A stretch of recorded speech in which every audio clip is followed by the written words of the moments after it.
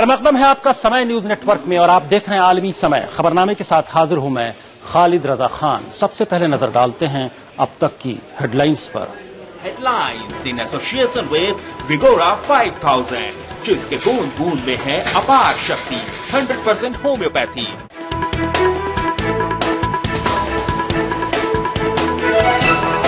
लंबी खामोशी के बाद मनमोहन सिंह ने तोड़ी चुप्पी, बीजेपी पर किया हमला। कहा नरेंद्र मोदी बने पीएम तो मुल्क हो जाएगा बर्बाद, अपनी नाकामी भी गिनाई। मनमोहन सिंह की पीसी पर सियासी पार्टियों का मिला जुला रद्द-ए-अमल। बीजेपी ने कहा इंतखाब से पहले ही मानी हार। एनसीपी ने की पीएम के बयान की तारीफ। आम आदमी पार्टी के एमएस धीर बने दिल्ली असेंबली के स्पीकर। हिमायत में मिले 37 वोट। बीजेपी उम्मीदवार जगदीश मुखी को मिले 32 वोट। आखिरकार जस्टिस गांगुली झुके, एनयूजेएस के ओहदे से दिया इस्तीफा। जस्टिस गांगुली पर ट्रेनी वकील के साथ जिनसी इस्तेहसाल का है इल्जाम। और अमेरिकी वज़ीर ख़ारजा जॉन कैरी ने की नेतन्याहू से मुलाकात। मशरिक़ वस्ता के दौरे पर हैं John Kerry.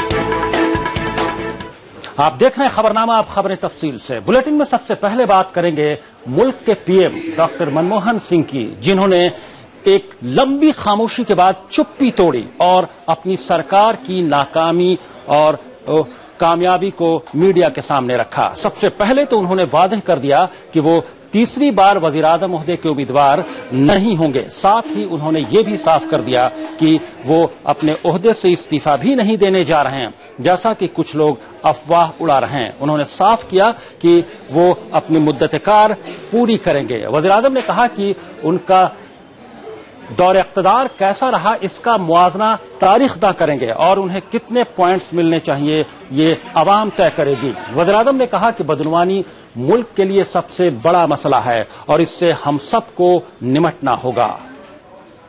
Never felt like resigning at any time. I have enjoyed doing my work. I have tried to do my work with all honesty, with all sense of integrity, without regard for fear or favor. Well, corruption is an issue, and certainly the AAP party has been able to make a success of their concern for eradication of corruption. Whether they will succeed or not, I think that only time will tell.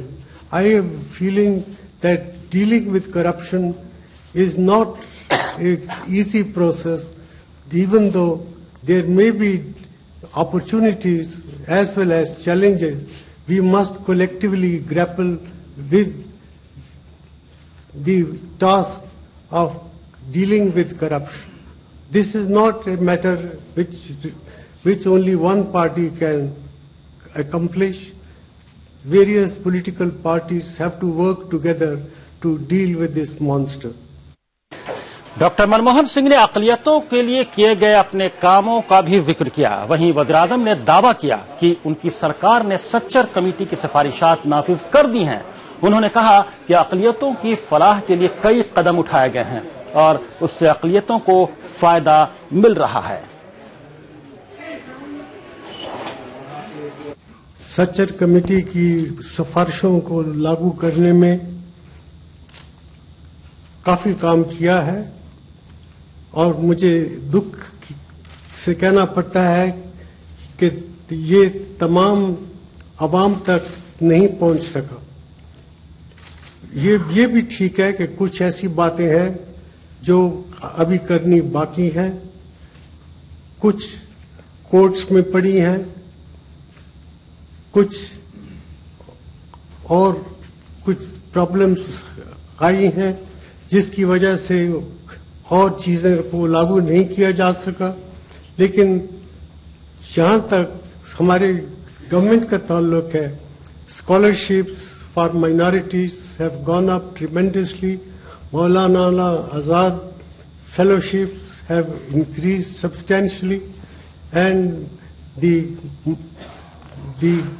program for multidisciplinary approaches to minority concentrated districts in 90 districts of our country have been put in place. So enough has been done, but I would be the last person to say that there is no scope for doing more. वज़ीर-ए-आज़म ने अपनी सरकार की कामयाबी ही नहीं गिनाई बल्कि नाकामी भी गिनाई। मनमोहन सिंह ने माना कि महंगाई, बदनवानी और बेरोजगारी पर सरकार नाकाम रही। इसकी वजह से सरकार की शबीह भी कहीं न कहीं खराब हुई है। However, 3 points which I would like to make. First, I am concerned that we have not been as successful as we need to be in generating employment in the manufacturing sector. This is an aspect of performance which we are working hard to correct. We need a much stronger effort to support of small and medium enterprises, which can be a major source of good quality employment. Our manufacturing strategy gives high priority to this objective for the future. Second, we have also not been as successful in controlling inflation as we would have wished. This is primarily because food inflation has increased. However, we should remember that those who produce food gain from higher prices. Also, our inclusive policies have put more money in the hands of the weaker sections. To keep food prices in control, we need to increase supplies and also improve marketing arrangements and logistics. This is especially important for items which are perishable, such as fruits and vegetables. Much of this work lies in the domain of the states. I am happy to say that the Food Security Act that we have passed will, to some extent, shield the common man from rising food prices. The worry about inflation is legitimate, but we should also recognize that incomes for most people have increased faster than inflation. I have already mentioned that real wages in rural areas have increased faster than before. Per capita consumption in both rural and urban areas has increased significantly. Third, we are deeply committed to the objective of combating corruption. An array of historical legislation has been enacted to make the work of the government transparent and accountable. अपनी सरकार की बात करने के बाद PM ने opposition पर हमला बोला और जब बात अपोजिशन की हो तो मोदी को निशाने पर लेना लाजमी था। मनमोहन सिंह ने कहा कि नरेंद्र मोदी का पीएम बनना मुल्क के लिए निहायत ही तबाहकुन होगा। गुजरात फसादात की तरफ इशारा करते हुए उन्होंने कहा कि कत्लेआम करने वाला मजबूत लीडर कैसे हो सकता है। By strong Prime Minister, you mean that you preside over the mass massacre of innocent citizens in the streets of Ahmedabad? That is the measure of strength. I do not believe that sort of strength this country needs, least of all in its Prime Minister. वज़ीर-ए-आज़म ने राहुल गांधी का जिक्र भी किया। उन्होंने कहा कि राहुल गांधी और सोनिया गांधी ने मुल्क के मफाद में बेहतर काम किया। राहुल गांधी की तारीफ करते हुए पीएम ने कहा कि वो वज़ीर-ए-आज़म ओहदे के लिए काबिल उम्मीदवार हैं। उन्होंने उम्मीद जताई कि अगला वज़ीर-ए-आज़म यूपीए का ही होगा। Well, it is not a disadvantage. The Congress party president or the vice president, if they have any views, they ought to be reflected in the thinking of the government to the extent that it is possible. And I think it is not a disadvantage or a drawback in the system that we have operated. The fact that Mrs. Gandhi, or for that matter Rahul Gandhi, were there to back the government up is something which has enabled us to deal with many difficult moments in these 9.5 years. There were, of course, times when they differed from what the government had done, the government reconsidered those issues, and I don't think this is wrong or a disadvantage to make correction if the party leadership feels that such. PM के बयान पर BJP ने अपना रद्देअमल जाहिर करते हुए कहा है कि मनमोहन सिंह ने खुद ही तस्लीम कर लिया है कि बदनवानी बेरोजगारी पर सरकार नाकाम रही है, जबकि गुड गवर्नेंस के लिए ये चीजें सबसे अहम होती हैं। इसी से अंदाजा लगाया जा सकता है कि ये सरकार हर सतह पर नाकाम रही है। भ्रष्टाचार को वो रोक नहीं पाए, कीमतों में बढ़ोतरी और मुद्रास्फीति को वो चेक नहीं कर पाए, बेरोजगारी उनके कार्यकाल में बढ़ी। अब ये तीनों मापदंड ले लिए जाएं किसी भी शासन के कि जिसमें बेरोजगारी भी है, बढ़ती हुई कीमतें भी हैं और भ्रष्टाचार भी है, तो सरकार तो पूर्ण रूप से फिर विफल रही। उधर जेडीयू सदर शरद यादव ने कहा है कि पीएम नहीं बोले थे तभी अच्छा था, क्योंकि बोलने के बाद तो साफ ही हो गया कि उनकी सरकार का आवाम से कोई राब्ता नहीं है, क्योंकि उन्होंने अपनी जिन 3 नाकामियों को गिनाया है उसी का आवाम से असल राब्ता होता है। वही ठीक था, तो बोले हैं उसमें कोई मेल ही नहीं जनता के बीच में और उनके बोलने के बीच में बहुत खाई है। वो 2 बड़ी समस्या तो मानी गए, करप्शन, बेकारी, बेरोजगारी और महंगाई। तो समस्या क्या है देश की? ये तो तात्कालिक समस्या है। तो वो जो बोले हैं उस बोलने में और जनता के बीच जो महसूस करती है उसे बहुत बड़ी खाई है। तीसरी बार नहीं आएंगे, वो भी उनकी पार्टी तय करती है ना, कांग्रेस प्रेसिडेंट तय करती है कि वहां कौन रहेगा कौन नहीं रहेगा। तो ये भी उनकी इच्छा नहीं है, वो तो उनकी पार्टी की जो अध्यक्ष है उनकी इच्छा उन्होंने व्यक्त कर दी।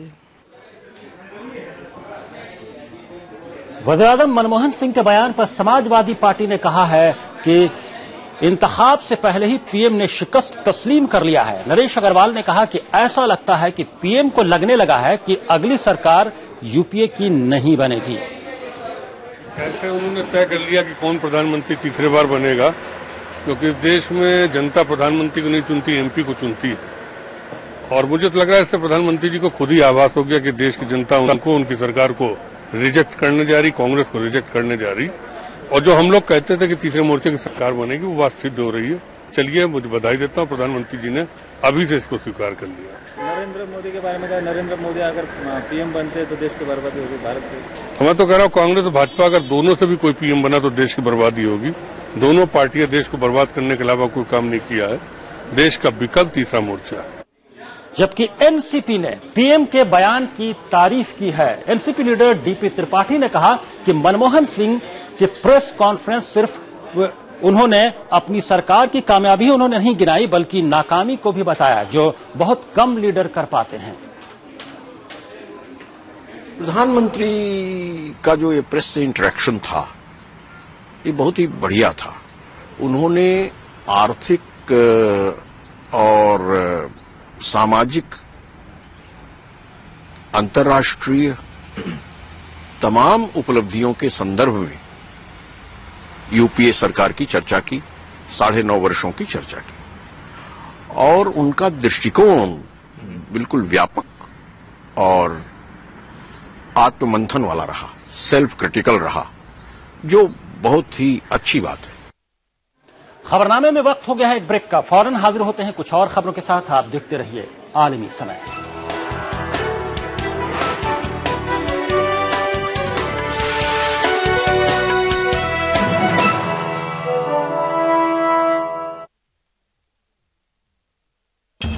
जो जोड़ी ये रस्म पूरी करेगी, भगवान उनको 7 जन्म तक साथ रखेगी। जितना प्यार मैं तुझसे करती क्या उतना प्यार तू भी मुझसे करती?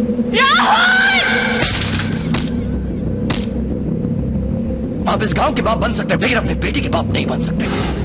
अब लड़ूंगा, पूरे गांव से लड़ूंगा, सिर्फ मीना के लिए, because I love her. Chennai express premiere इस रविवार रात 8 बजे सिर्फ जी अनमोल पर।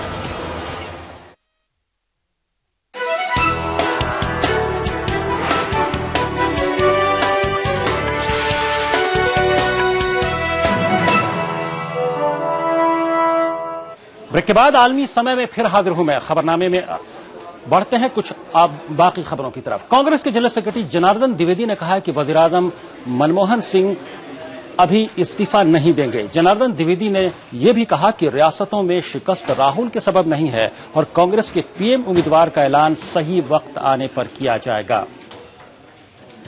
पार्टी ने हमेशा यही कहा है कि सोनिया जी के बाद राहुल गांधी जी की ही स्थिति पार्टी में है सबसे ऊपर। पार्टी ने ये कहा है। पार्टी ने ये भी कहा है जब कभी प्रधानमंत्री पद का सवाल आएगा तो जाहिर है कि सभी कार्यकर्ता, पार्टी के नेता, पूरी पार्टी चाहेगी कि वे बने, लेकिन जब तक ये निर्णय नहीं हो जाता तब तक पार्टी आधिकारिक रूप में कुछ नहीं कहेगी, सिवाय ये कहने के कि कांग्रेस अध्यक्ष के बाद जाहिर है उपाध्यक्ष ही दूसरे नंबर पर। अब बात करते हैं दिल्ली असेंबली की। आम आदमी पार्टी ने एतमाद का वोट जीतने के बाद एक और कामयाबी हासिल की है। पार्टी के एमएलए मनिंदर सिंह धीर दिल्ली असेंबली के स्पीकर मुंतखब हो गए हैं। उनके मुकाबले में बीजेपी के जगदीश मुखी को 32 वोट मिले, जबकि मनिंदर सिंह धीर को 37 वोट मिले। स्पीकर के मुद्दे पर कांग्रेस ने आम आदमी पार्टी का साथ दिया। स्पीकर मुंतखब होने के बाद अरकान असेंबली ने उन्हें मुबारकबाद दी। उधर दिल्ली के वज़ीर आला अरविंद केजरीवाल को रहने के लिए बंगला मिल गया है। उन्हें भगवान दास रोड पर एक दूसरे से सटे 2 फ्लैट्स अलॉट हुए हैं। इनमें से एक में उनका ऑफिस होगा, जबकि दूसरे में केजरीवाल खुद रहेंगे। लेकिन फ्लैट अलॉट होने से बीजेपी को एक इशू हाथ लग गया और इस मुद्दे को बीजेपी ने असेंबली में भी उठाया, जिसके बाद जमकर हंगामा हुआ।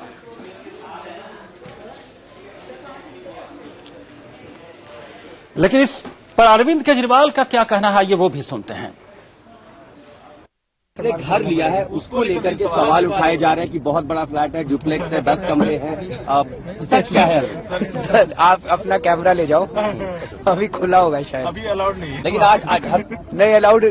मैं बोल दूंगा उनको, आप सारे हजारों लोग फिर भी सुन रहे हैं, कहीं ना कहीं ध्यान देते हैं। मैं बताता रहा हूँ। क्या कहेंगे अरविंद केजरीवाल इस घर को? भाई 2 घर है, एक घर नहीं है। कहा जा रहा है एक घर है 10 कमरों का, 10 कमरों का नहीं 5 कमरों का एक घर है और एक 5 कमरों का है। तो एक ही कमरे में, एक ही घर में रहेंगे। तो एक तो ऑफिस के लिए इस्तेमाल होगा, तो इसके लिए तो खुश होना चाहिए आपको। भाई वहाँ पे सवेरे जल्दी उठ के भी काम करेंगे, देर रात तक भी काम करेंगे, तो ऑफिस बनाने में क्या हर्ज है? रहेंगे तो 5 घर में ना। अभी मेरा 4 कमरों का घर है जहाँ पे रहता हूँ, अब 5 कमरों का घर हो जाएगा। बस इतना ही फर्क है जी, बाकी तो और कोई फर्क नहीं है। और कोई एतराज अगर आप लोगों को है तो बताओ, और थोड़ा सा एरिया कंपेयर कर लो जो पिछले मुख्यमंत्री का था। उधर आम आदमी पार्टी की लीडर और दिल्ली की खातून और अतफाल की तरक्यात के वजीर को सरकारी गाड़ी मिली है, जिस पर एक सहाफी ने पूछा तो राखी बिरला ने कहा कि इसमें बुरा क्या है। आपको भी ऑफिस से गाड़ी मिलती है जब आप शूट पे आते हो, पर्सनल गाड़ी से तो नहीं आते, लेकिन ऑफिस आने के लिए पर्सनल गाड़ी लेते हो ना। तो उसी प्रकार से हम अपने विधानसभा, क्योंकि हमारा ऑफिस है वहाँ हम अपनी पर्सनल गाड़ी से आते हैं, और जब हम अपने काम के लिए निकलते हैं, विजिट के लिए निकलते हैं, तो सरकारी गाड़ी लेते हैं। साबिक जस्टिस ए.के. गांगुली ने national university of judicial study NUJS के ओहदे से इस्तीफा दे दिया है। गांगुली यहां गेस्ट फैकल्टी के तौर पर काम कर रहे थे। लॉ इंटर्न से जिनसी इस्तेहसाल का इल्जाम लगने के बाद से ही अपने ओहदे से इस्तीफा देने का दबाव गांगुली पर था, लेकिन उस वक्त उसमें मजीद इजाफा हो गया जब मरकजी काबीना ने यह तय कर लिया कि गांगुली के खिलाफ जांच के लिए सदर जमहूरिया के पास सिफारिश भेजी जाएगी। इसके बाद सदर जमहूरिया सुप्रीम कोर्ट से इस पूरे मामले में जांच के लिए कह सकते हैं।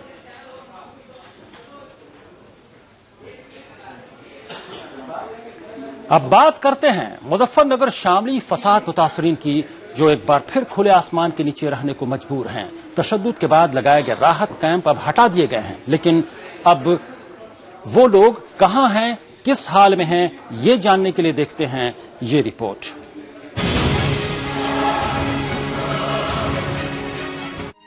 ट्रैक्टर ट्रॉली में सामान लाद दिया, कुछ को बसों में भरकर भेज दिया, थोड़ा खाना भी दे दिया। ये सब तस्वीरें हैं उन राहत कैंपों की जहां मुजफ्फरनगर और शामली फसाद में बेघर और बेसहारा हुए लोग रह रहे थे, जो गुज़िश्ता कई महीनों से राहत कैंपों में रह रहे थे। क्या गर्मी और क्या सर्दी, हर मौसम में मुसीबतें झेल रहे थे। सर्दी ने तो और भी सितम दिखाया, दर्जनों बच्चों को मौत ने अपने आगोश में ले लिया और अब इंतजामिया ने रही सही कसर पूरी कर दी है। राहत कैंप हटा लिए गए हैं और लोगों को यहाँ वहाँ भेज दिया गया है। अबे खामपुर में भेजा था हमें, खामपुर में जाके देखा तो वहाँ तो कुछ भी नहीं है। तो फिर जब परेशान हो गए तो वहाँ से निकले, जब निकलने के बाद में आते आते सब बच्चे जितने भी थे सब बीमार हो गए, हम भी बीमार हो रहे खुद। अब क्या करते हैं, जब से अब तो झुग्गी फटवा दी, झुग्गी फटवाने के बाद में अब कहाँ थी, न तो कोई मकान मिल रहा, न कोई झुग्गी लगाने देता, अब किसी के घर में अपना रह रहे। हालांकि लोग पहले ही राहत कैंप छोड़ने से इनकार कर चुके थे, इसलिए इंतजामिया की सख्ती पर वहां से हटने के बावजूद अपने गांव नहीं लौटे, बल्कि किसी ने अपने रिश्तेदार के घर पनाह ली तो किसी ने कहीं झुग्गी डाल ली। क्यों झाड़ो बाद में रोटी अपने कहीं रही हो वही बनाई हो, यहाँ रोटी नहीं बनेगी। अच्छा, किसने कहा तुम्हें ये रोटी नहीं बनने की? जी यहाँ की पता नहीं कौन मर्दों में, ये हम तो मर्द को जानते नहीं है, कौन मर्द है वो, किसने कहा। उठवारे जी यहाँ के जो जिम्मेदारी आदमी हैं। कौन जिम्मेदार है? ये क्या नाम है इनका, SDM वगैरह? हाँ जी। अच्छा, किसी तरह की कोई सुविधा दी और भाई वहाँ चले जाओ अपनी तरफ से? नहीं दी जी। तो कहीं भी जा सकते हो तुम? कहीं भी जा सकते हैं। तो कहाँ रहोगे फिर? यही रहेंगे जी, अस्पताल के पीछे। सरकारी गाँव में तो जाना नहीं। अच्छा, गाँव में तो जाना नहीं बिल्कुल भी। क्यों नहीं जाना चाहते गाँव में? बस नहीं जाना चाहते जी, वहाँ में परेशान। दूसरी तरफ इंतजामिया का कहना है कि सभी को माली इमदाद दी जा चुकी है, इसलिए राहत कैंप बंद किए जा रहे हैं। यहाँ पर 4 महीने से लगभग 4 महीने से कैंप्स लगे हुए थे और बहुत बड़ी तादाद में यहाँ शुरू लोग आए थे, काफी लोग चले गए। अब यहाँ पर कुछ परिवार रह गए थे और उन परिवारों को भी संतुष्ट कर दिया गया है। इनको जो भी सहायता मिली थी दे दी गई है।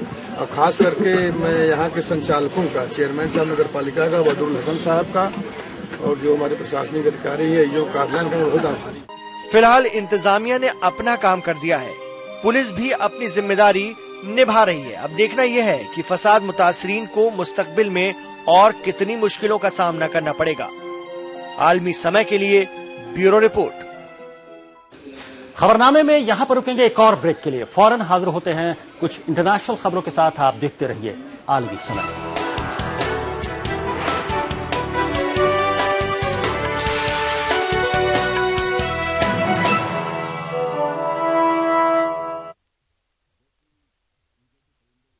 My name is Meena Lochini Adugusunthari.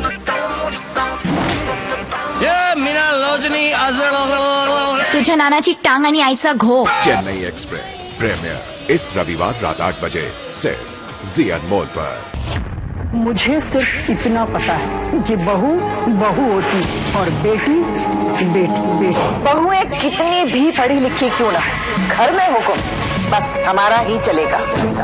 भारतीय परंपरा सिर्फ एक हिंदुस्तानी बहू ही समझ सकती है, कोई फिरंगी नहीं। अलग सोच है इनकी, अलग है राहें, लेकिन जुड़े हैं ये सभी एक रिश्ते से। देखिए आखिर बहू भी तो बेटी ही है रात 9 बजे। रिश्तों के भवन में उलझी नियति रात 9:30 बजे। फिरंगी बहू रात 10 बजे हर सोमवार से शुक्रवार सहारा 1 पर।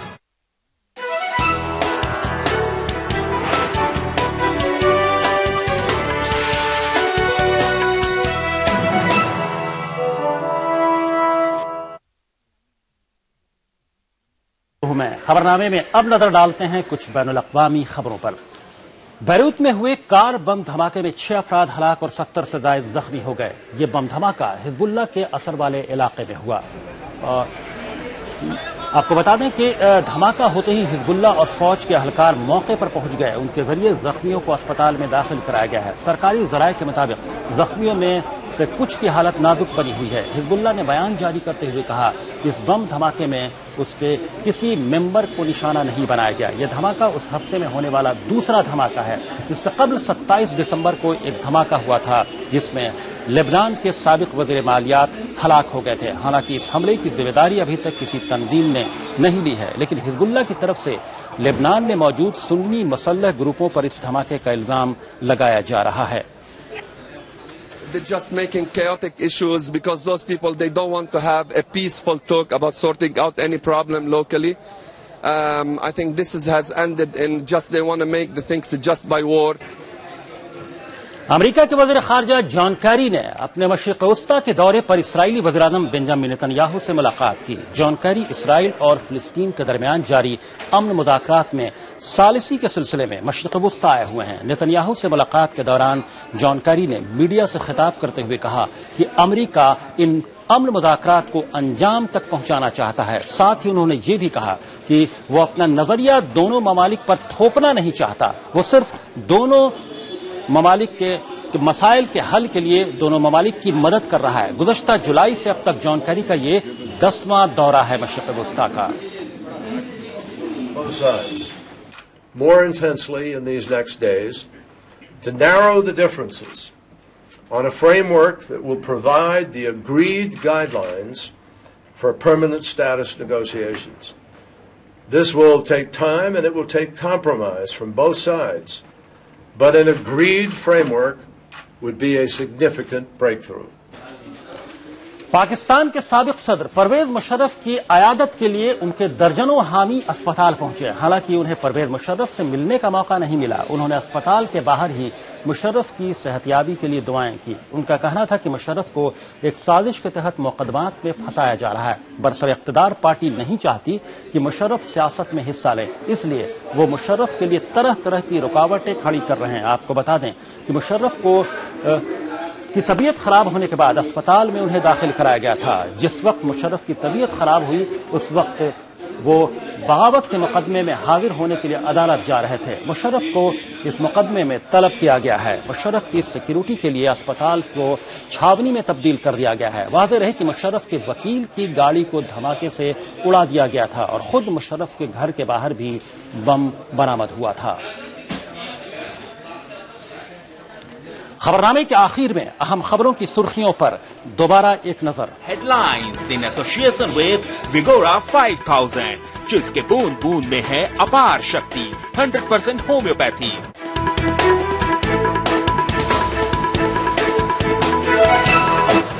लंबी खामोशी के बाद मनमोहन सिंह ने तोड़ी चुप्पी, बीजेपी पर किया हमला। कहा नरेंद्र मोदी बने पीएम तो मुल्क हो जाएगा बर्बाद, अपनी नाकामी भी गिनाई। मनमोहन सिंह की प्रेस कॉन्फ्रेंस पर सियासी पार्टियों का मिला जुला रद्द-ए-अमल। बीजेपी ने कहा इंतखाब से पहले ही मानी हार। एनसीपी ने की पीएम के बयान की तारीफ। आम आदमी पार्टी के एमएस धीर बने दिल्ली असेंबली के स्पीकर। हिमायत में मिले 37 वोट। बीजेपी उम्मीदवार जगदीश मुखी को मिले 32 वोट। आखिरकार जस्टिस गांगुली झुके, एनयूजेएस के ओहदे से दिया इस्तीफा। जस्टिस गांगुली पर ट्रेनी वकील के साथ जिनसी इस्तेहसाल का है इल्जाम। और अमेरिकी वज़ीर ख़ारजा जॉन कैरी ने की नेतन्याहू से मुलाकात। मशरिक़ वस्ता के दौरे पर हैं जॉन कैरी।